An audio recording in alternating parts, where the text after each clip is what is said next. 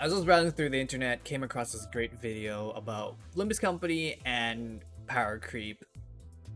Guys, check out Milkshake Man's content. He did all the work, so all credits go to him. I'll put links in the description down below, but 100% agree with what he says, and I'll explain why in a little bit as well. I do have a Discord channel where we specifically talk about all things Limbus. Make sure you guys join that. I'll put the links also down, links in the description down below. Let's continue on with the video. Sorry, just had to say that. Hello everyone, I'm Milkshake Man. Welcome back to the channel. Today, we're diving into something that every gacha game player has run it at some point. You know what's funny? That's Seal, that's Acheron. I E6 Seal, E6 Acheron. I have both spent like $2,000 on it. Maybe almost $2,000 in total. I can tell you, Acheron way busted than Seal, just TLDR. Talking about Powercreep. You know that feeling when a new banner drops and suddenly your beloved characters from just a few months ago feel, well, kinda useless.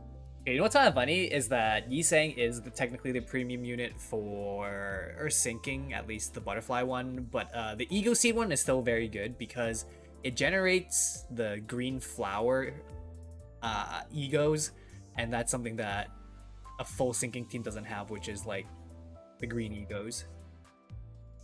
Or the green resources. So let's break it down. What exactly is Powercreep in gacha games? Basically, it's when new characters or units are introduced that are stronger, better, and more overpowered than the ones that came before. This isn't just a slight improvement either. We're talking big, flashy, game-breaking upgrades that make your older characters look like they are running in slow motion. Yeah, Acheron completely breaks the game. The whole game mechanic of Honkai Star Rail, Acheron just breaks everything. Here's an example. You've been playing this gacha game for months, maybe even years, and you've invested tons of resources into that one unit who carried your team through thick and thin. But then, a shiny new banner drops with a brand new character, and suddenly, everything your favorite could do, this new guy does better. Yeah, so basically, both of these characters are tanks. This guy, he's a Venturine, long story short, he just does what the other guy did, but way better. Better stats, better skills, better synergy. Just better. Better and everything. You're sitting there like, wait a minute, I just maxed out this character. Yeah, completely useless now. Not completely useless, but he's just like, this character probably performs at like 60-70% efficiency. The other guy is like at 100%, so massive difference. Now I have to roll for this new one to stay competitive? And yep, that's exactly the point. Powercreep is designed to keep players engaged and, let's be honest. But, mind you, Honkai Star Rail and Limbus Company, both PvE games, so there's no pay to win, technically. Keep you pulling those banners. So why does this happen so much in gacha games? Well, it's simple. These games need to keep things exciting. Developers want you to want the new characters. I mean, you wouldn't pull for a new unit if they were weaker than the ones you already have, right? But here's the kicker. Over time, as these stronger and stronger units get released, the older ones end up falling behind. Now, okay, all those characters he just showed, long story short, they're like your addition characters, but they get completely overshadowed by like Acheron. And there's also like way better team comps outside of these characters. These characters are like weaker versions of Acheron, okay? Don't get me wrong. Some games try to balance this out. Maybe they buff older units to make them more relevant again, or they introduce new game modes where those older characters still have a role. But most of the time, let's be real, it's all about that constant chase for the next big thing. Power creep can be frustrating, especially if you are a free-to-play player. It can feel like no matter how much you grind, the moment a new banner drops, you are back at square one. But here's the thing, while it's annoying, power creep is something that's kind of inevitable in long-running gacha games. Developers need to keep the content fresh and keep people pulling for newest units. Well, it's all about being strategic with your resources. Don't feel pressured to pull for every single new character unless they are must-have for your playstyle or the content you're facing. So what's funny and interesting is that in a PvE game, you really don't have to spend any money because it's a PvE game, right? You just go at your own pace. Paying is just for convenience and speed. You just get to your end goal faster. Here's my advice. Focus on the characters that fit your team, save for units that have long-term value. And remember, you don't have to chase every power creep. There will always be another banner around the corner, and sometimes that next banner might actually synergize better with the units you already have. Yeah, either pull the characters because you like what they do, basically pull characters because they're meta or good, or pull characters because you like their aesthetics and appeal, okay? Or just pull because you're a gambler. In Limbus Company, Even when new characters are released, it doesn't create the same pressure to pull for them immediately. Why? Because you can actually create these new characters using shards. Even the 3-star ones. With just 200 yellow boxes, you can unlock a 3-star character. And if you are grinding regularly, especially if you got the battle pass, you can farm that in about 22 to 23 mirror dungeon runs. So yeah, it's a grind, but it's totally doable. That means Limbus isn't one of those games where you have to stress over power creep. Even if a new character drops, you don't feel like you are completely outclassed if you didn't pull for them immediately. You can actually grind and unlock them over time with shards. It's pretty refreshing when you compare it to the other gacha games where you are forced to constantly pull for every new banner.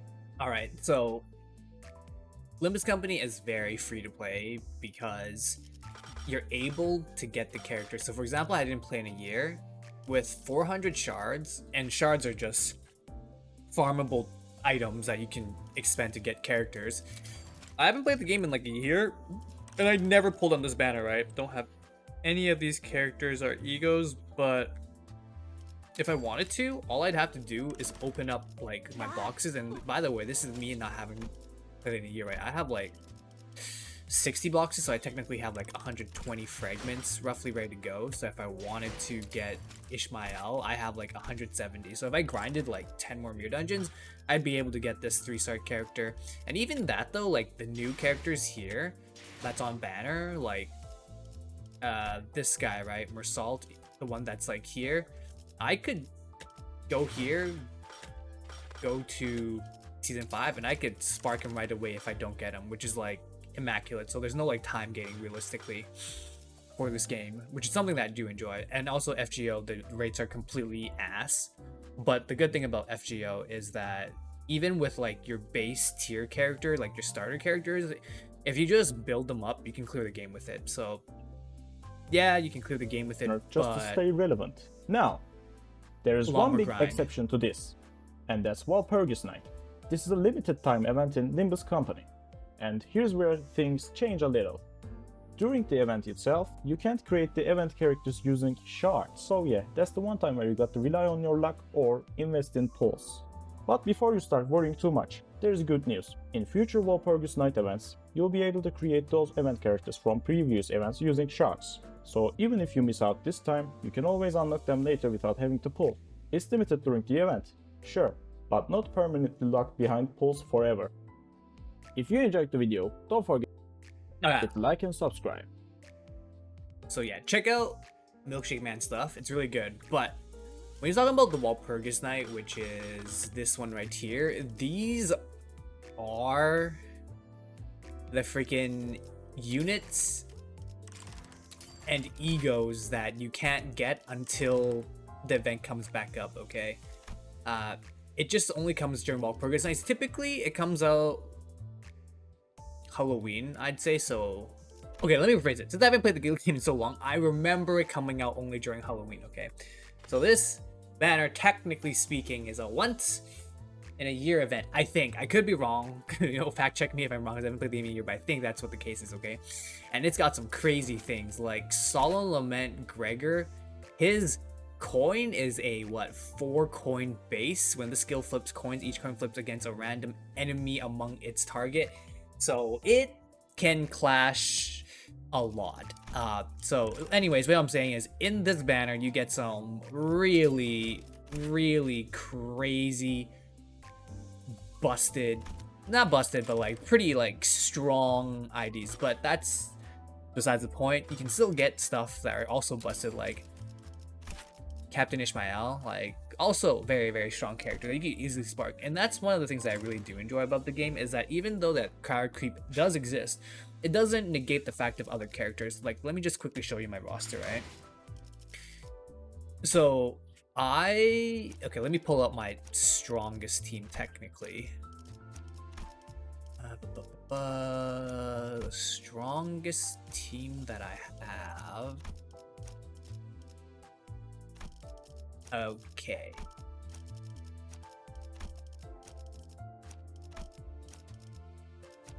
Alright, so currently this is my brand new strongest team that I have, okay? This was me after 1 year coming back and playing for like, I want to say a month, okay? let me show you the team that I had prior to like me stopping the game for a year. So the team prior to this team that I had was this. Okay,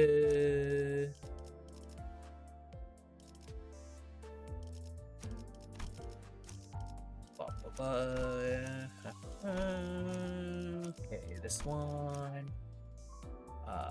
This one. This one. This one. This one.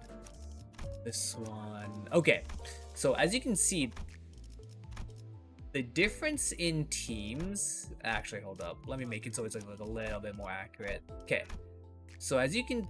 Oh, whoa, not like that. Okay, here we go. So the difference in teams that I had from characters is like this, right? So I have 1, 2, 3, 4, 5, 6 characters, okay?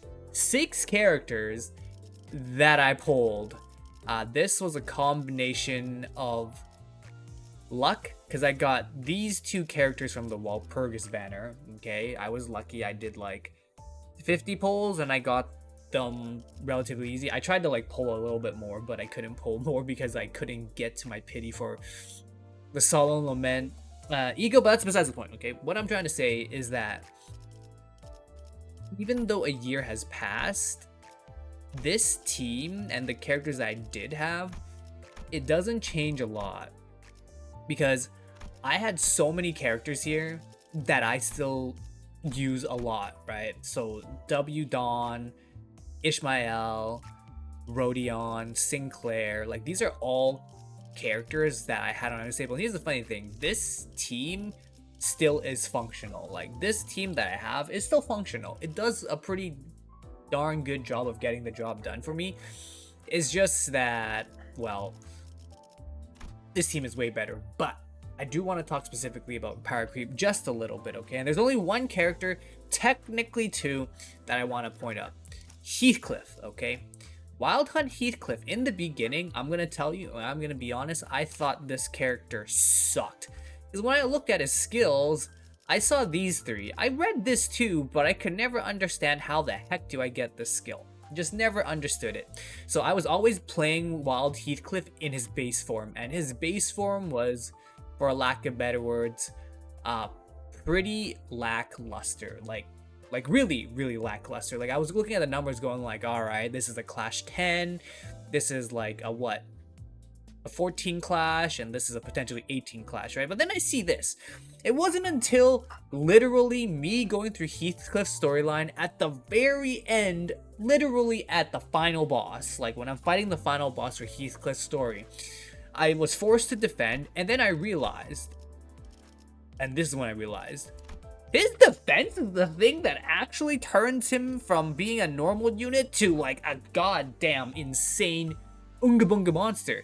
His defense makes him ride a horse, and then it allows him to use this if he has like on command if he has 15 sanity. Like that's just insane. This is like a 31 Clash power on negative sanity. Like that is essentially friggin' Sinclair, like N-Corp Sinclair level of damage.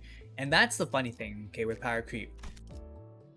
This character I liked this character for the longest time because it just felt strong, okay? And it still is a strong character. It's just that this character, so much more better, so much more fun to play. And he has like a really unique mechanic where his defense skill puts him on a horse, right? And gives him this fun little character damage skill. Very, very fun, okay? But the more, I would say, a more standard Powercreep is like this. And this. Yi Sang, he has like a sinking identity, which is this one. He's like a single target sinking, okay? But he applies like Fun Dance, does a lot of damage, basically unconditionally. This character also is like sinking, but technically Tremor sinking. But with it sinking, it's a little bit more conditional because I believe it's, yeah, this skill. His S2 can become an AoE skill if he has like 6 Tremor on 6 Tremor count on himself, right? So it did get Powercreep in the sense that he is better for single target. He is technically better for like slightly AoE, but a little bit more conditional. Now, a more relevant example is that even though like Yisang for these two are not exactly comparable because this one's a Walpurgis, specific Walpurgis event unit, we could technically use... Okay, here's the thing. I don't even remember if Faust is a Walpurgis unit. It might be, but let me try to find a different character. Let's just go with this, Sinclair. Okay, so ever since the game first basically released, we had access to like N-Corp Sinclair. And N-Corp Sinclair has been in the games pretty much since the beginning of its inception. N-Corp Sinclair, still relevant in my team. He is so strong. He's just an unconditional strong 30 power beat stick. 16 to 30. Okay, 16 is like a big whatever, but because of just how negative coin works, it's just so dominant. It's just so dominant, and he is still relevant. It's just, don't get me wrong. We also have Sank Association Sinclair. Okay, he technically speaking is the newer unit, and you can say both are very strong, but they're both strong in different rights. Okay. You know, Sank takes a little while to ramp up, but same thing with N-Corp Sinclair. Takes a little while to ramp up, but they're both very good in their own rights. The only character that I say has like terrible power creep is good old Mersault. Mersault himself has had some, for lack of better words, pretty lackluster egos, okay, or identities, pretty lackluster. This guy has not really been Powercreep, but I will say, with this guy, with this banner, Sank Mersault, he looks like he might be, you know, pretty good, so we'll have to wait and see. Anyways, this is basically in the video. Is a new character? Yeah, okay, got Sinclair. This is going to be the video. Hopefully you guys enjoyed, but yes, make sure you guys check out Milkshake Man's video. He is the one who put in all the work, so I'll put a link in the description down below. And yeah, I'll see you guys in the next video. John Panio signing off. I'll see you guys until next time. Bye bye for now. Alright, one second. Let's see if I got anything. Get anything good from all these single extractions. And the answer is no. Okay, that's it. Anyways, John Panio signing off. See you guys later. Bye bye for now.